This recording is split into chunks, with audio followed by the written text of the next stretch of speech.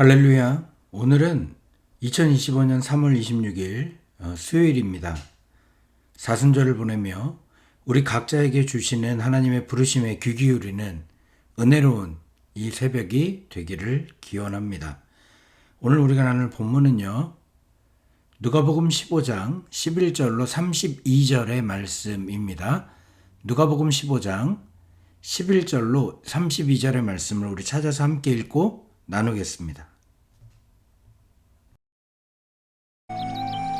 어떤 사람에게 두 아들이 있는데 그 둘째가 아버지에게 말하되 아버지여 재산 중에서 내게 돌아올 분깃을 내게 주소서 하는지라 아버지가 그 살림을 각각 나눠 주었더니 그 후 며칠이 안 되어 둘째 아들이 재물을 다 모아 가지고 먼 나라에 가 거기서 허랑방탕하여 그 재산을 낭비하더니 다 없앤 후 그 나라에 크게 흉년이 들어 그가 비로소 궁핍한지라 가서 그 나라 백성 중 한 사람에게 붙여 사니 그가 그를 들로 보내어 돼지를 치게 하였는데 그가 돼지 먹는 쥐엄 열매로 배를 채우고자 하되 주는 자가 없는지라 이에 스스로 돌이켜 이르되 내 아버지에게는 양식이 풍족한 품꾼이 얼마나 많은가 나는 여기서 줄여 죽는구나 내가 일어나 아버지께 가서 이르기를 아버지 내가 하늘과 아버지께 죄를 지었사오니 지금부터는 아버지의 아들이라 일컬음을 감당하지 못하겠나이다 나를 품꾼의 하나로 보소서 하리라 하고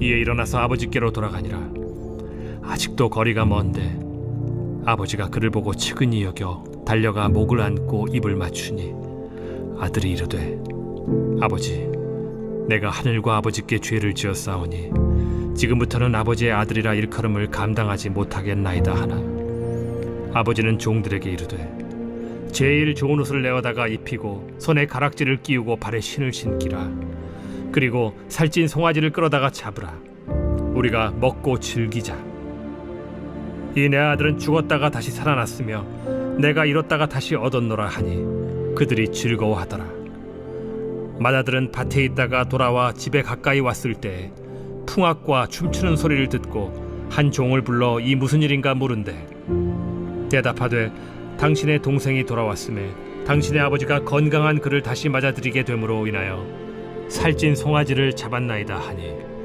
그가 노하여 들어가고자 하지 아니하거늘 아버지가 나와서 고난데 아버지께 대답하여 이르되 내가 여러 해 아버지를 섬겨 명을 어김이 없거늘 내게는 염소 새끼라도 주어 나와 내 벗으로 즐기게 하신 일이 없더니 아버지의 살림을 장녀들과 함께 삼켜버린 이 아들이 돌아오매 이를 위하여 살찐 송아지를 잡으셨나이다 아버지가 이르되 예 너는 항상 나와 함께 있으니 내 것이 다 네 것이로되 이 내 동생은 죽었다가 살아났으며 내가 잃었다가 얻었기로 우리가 즐거워하고 기뻐하는 것이 마땅하다 하니라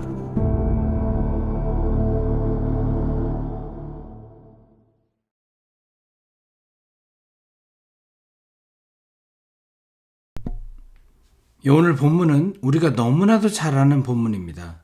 많은 이들이 소위 탕자의 비유라 부르는 본문이죠. 그러나 이야기는 단지 집을 나간 둘째 아들의 회개와 돌아옴만을 다룬 그런 이야기가 아닙니다.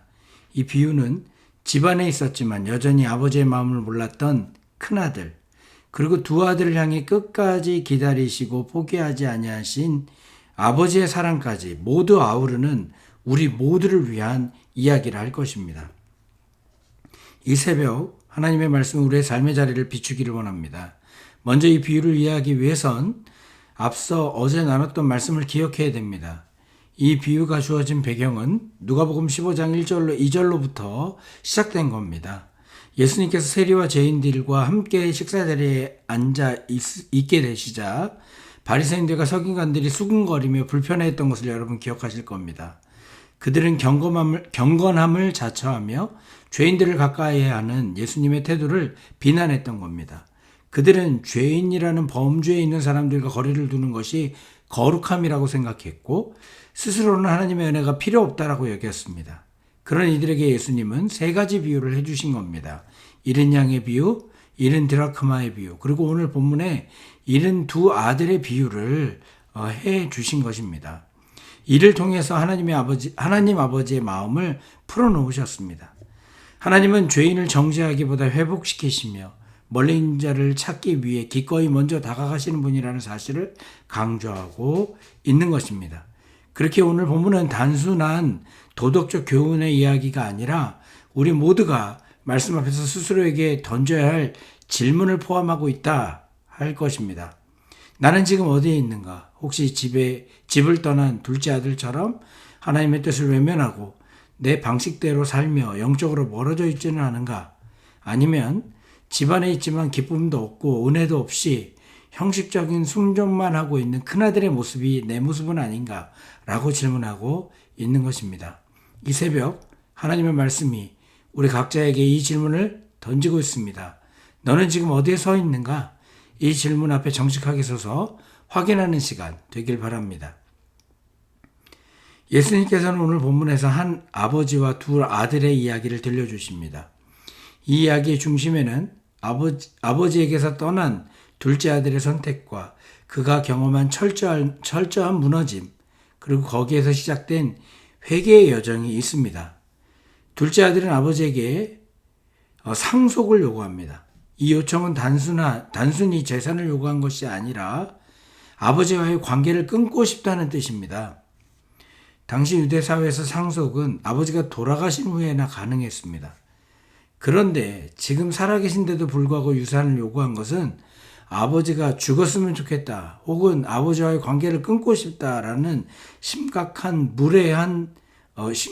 무례한 행동이었고 반역이라 할 것입니다. 하지만 놀랍게도 아버지는 이 요구를 묵묵히 받아들입니다. 큰 충격을 받았을 만도 한데 아버지는 아들의 자유를 막지 않으십니다. 아들은 재산을 정리해 현금으로 바꾸고 먼 나라로 떠납니다. 먼 나라란 단순히 지리적 개념이 아닙니다. 그것은 하나님과 멀어진 인생, 질서와 관계로부터 자유로워진 듯 보이지만 실상은 욕망과 방종의 세계를 의미합니다. 그곳에서 그는 모든 재산을 허랑방탕하게 허비했습니다. 그 후에 며칠이 안 되어 둘째 아들이 재물을 다 모아가지고 먼 나라에 가서 거기서 허랑방탕하여 그 재산을 낭비하더니 다 없앤 후 그 나라에 큰 흉년이 들어 그가 비로소 궁핍한지라.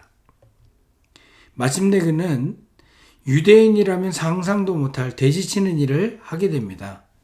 율법에서 돼지는 부정한 동물이기에 돼지를 치는 것은 신앙적인 자존감의 완벽한 붕괴를 의미합니다. 심지어 그는 돼지가 먹는 쥐엄 열매조차 먹지 못할 만큼 굶주린 상태에 놓이게 됩니다. 이보다 더 낮아질 수 없는 자리까지 떨어진 겁니다. 그는 비로소 그때서야 자신을 돌아봅니다. 17절에 보니 이에 스스로 돌이켜 이르되라고 기록하고 있습니다. 여기서 돌이켰다는 표현은 회개의 본질을 보여줍니다. 여러분, 회개는 감정의 분출이나 단순한 후회가 아님을 아실 겁니다.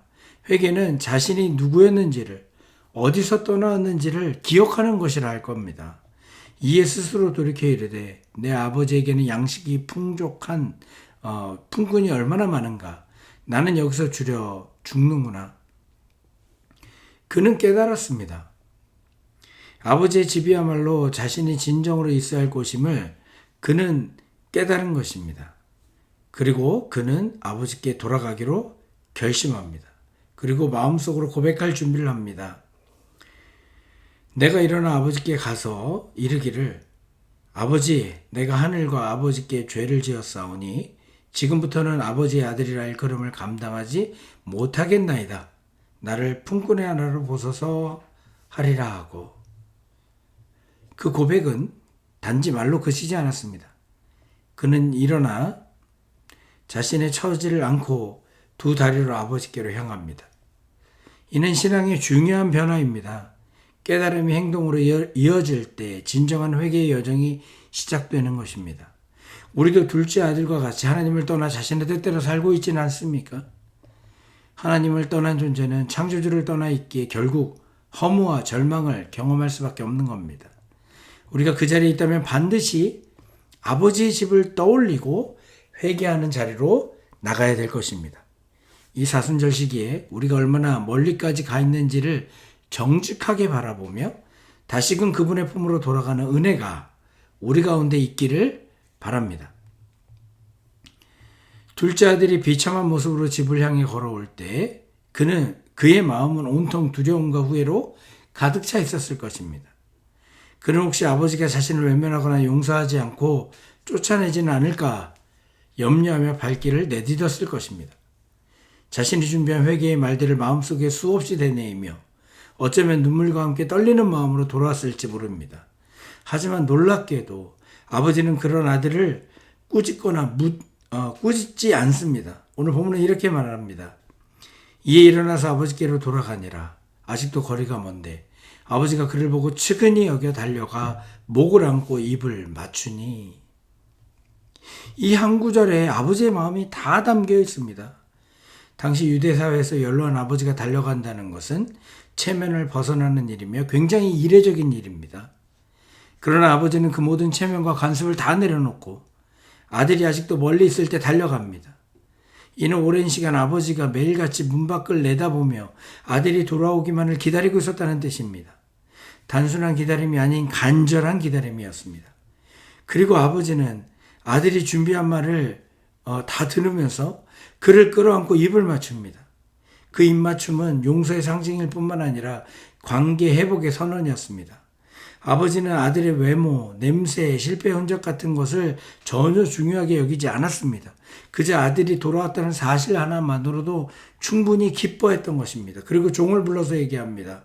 아버지는 종들에게 이르되 제일 좋은 옷을 내어다가 입히고 손에 가락지를 끼우고 발에 신을 신기라. 여기서 제일 좋은 옷은 손님을 위한 것이 아니라 가족 중 가장 귀한 자를 위한 옷입니다. 귀한 자를 위한 옷입니다. 가락지는 권위와 신분의 회복을 의미하며 신발은 자유인의 상징입니다.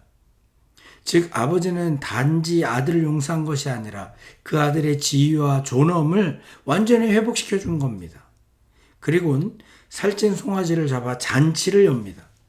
당시 살찐 송아지는 큰 축제를 위해 특별히 길러지는 것으로 아무 때나 잡는 것이 아니었습니다. 아버지는 그 귀한 송아지를 잡으며 기쁨을 선포합니다. 이 내 아들은 죽었다가 다시 살아났으며 내가 잃었다가 다시 얻었노라. 이 잔치는 단순한 기쁨의 표출이 아닙니다. 공동체가 함께 아들의 복귀를 인정하고 기뻐하는 공적인 선포였던 겁니다.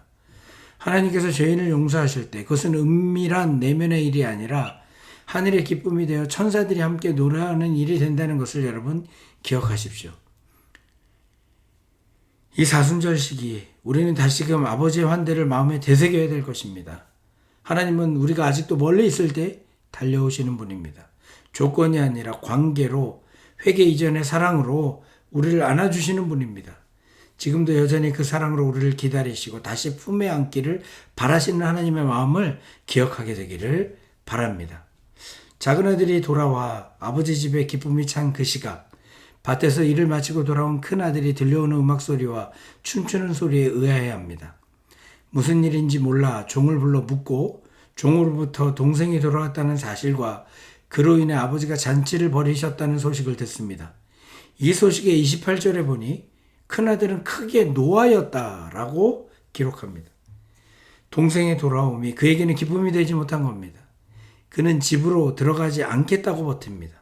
그의 반응을 들은 아버지는 다시 한번 자녀에게 다가갑니다. 이번엔 집 안에서 기다리는 것이 아니라 집 밖으로 나와 큰아들을 향해 설득합니다. 아버지는 둘째 아들을 위해 달려갔던 것처럼 이제는 큰아들을 위해 말없이 기다리지 않고 먼저 손을 내밀었습니다. 그러나 큰아들의 마음은 굳어 있었습니다.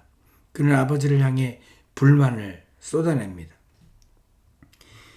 아버지께 대답하여 이르되 내가 여러 해 아버지를 섬겨 명을 어기었거늘 내게는 염소 새끼라도 주어 나와 내 벗으로 즐기게 하신 일이 없더니. 그는 자신이 아들로서 아버지를 따랐다고 생각하지 않고 종처럼 복종했으며 그에 따른 보생을 기대했던 것을 보게 됩니다. 그의 표현은 섬겼다는 단어를 사용합니다. 이는 곧 그가 자신을 아버지의 자녀가 아니라 일꾼으로 인식하고 있었다는 반증입니다. 더 나아가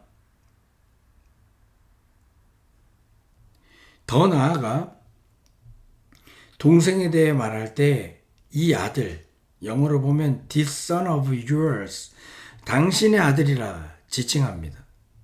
가족관계의 개념마저도 그에게 완전히 무너져 있음을 보게 됩니다. 큰 아들의 마음은 아버지에 머물러 있었지만 그의 정서는 아버지의 마음에서 멀리 떠나 있었던 것입니다. 이에 대해 아버지는 깊은 사랑과 자비로 응답합니다. 아버지가 이르되 예, 너는 항상 나와 함께 있었으니 내 것이 다 내 것이로되 이 내 동생은 죽었다가 살아났으며 내가 잃었다가 얻었기로 우리가 즐거워하고 기뻐하는 것이 마땅하다. 아버지는 먼저 아들을 예라고 부릅니다. 이는 단순히 아들이 아니라 애정어린 부름이었습니다. 큰 아들이 품었던 서운함과 거리감을 허물고 다시 관계 안으로 부르시는 따뜻한 음성인 것입니다. 아버지는 큰 아들이 누려왔던 것이 모두 아버지의 은혜였다는 사실을 일깨웁니다.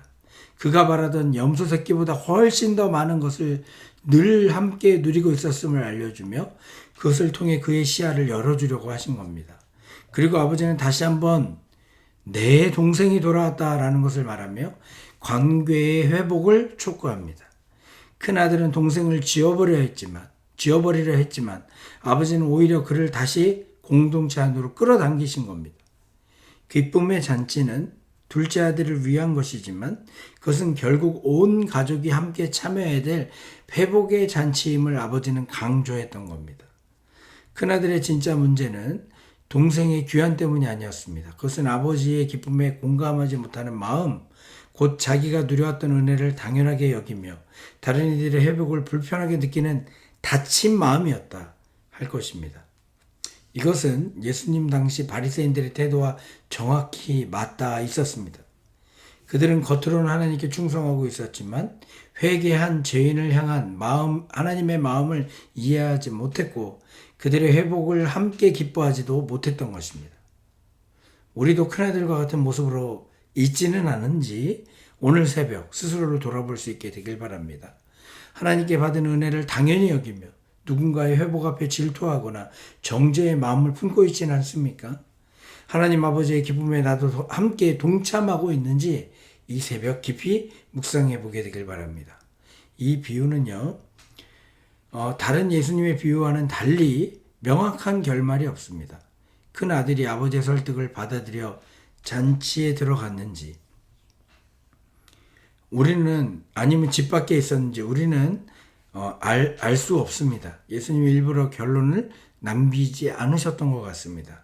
왜냐하면 이 이야기를 들었던 당시의 청중인 바리새인들과 서기관들, 그리고 오늘날 이 말씀을 읽고 있는 우리 모두가 각자의 자리에서 자신을 돌아보게 되기를 바라셨던 것 같습니다. 예수님은 우리에게 이렇게 질문하고 있습니다. 너는 어디에 서 있는가? 사랑하는 성도 여러분, 사순절은 회개와 돌이킴의 시간이자 다시 하나님의 품에 안기는 시간입니다. 하나님은 여전히 아들을 기다리시는 아버지이십니다. 우리가 머물렀던 곳이 얼마나 먼 곳이든 하나님은 먼저 달려와 우리를 끌어 안으십니다. 오늘 새벽 다시 그 품으로 돌아가게 되길 바랍니다. 그 품은 회개의 자리요 회복의 자리입니다. 그리고 우리도 이 아버지의 마음을 품고 잃어버린 자를 참고 환대하는 사람이 되기를 주님의 이름으로 부탁드립니다. 제가 잠시 기도하겠습니다. 사랑의 하나님 아버지, 오늘 말씀을 통해 아버지의 마음을 다시 보게 하시니 감사합니다. 먼 나라로 떠났던 우리를 향해 먼저 달려오시고 아직도 집안에 있지만 마음이 멀어진 우리를 찾아와 주셔서 말씀해 주신 주님의 은혜를 감사합니다. 우리는 때로는 둘째 아들처럼 아버지를 떠나 살기도 했고 때로는 큰 아들처럼 자격과 계산에 얽매여 하나님이 주신 사랑을 잊은 채 살았음을 고백합니다. 이 사순절 시간 주님 앞에 무릎 꿇어 회개하오니 우리로 하여금 다시 주님 품으로 돌아갈 수 있는 힘과 용기를 허락해 주옵소서. 아버지의 기쁨에 동참하게 하시고 그 사랑을 따라 우리도 용서하고 기다리는 자들 될 수 있도록 주님 축복하여 주시옵소서. 주님께서 원하시는 대로 우리 공동체 안에 이 비유처럼 회복과 기쁨의 잔치가 이어지게 하여 주옵소서. 예수님의 이름으로 기도하옵나이다.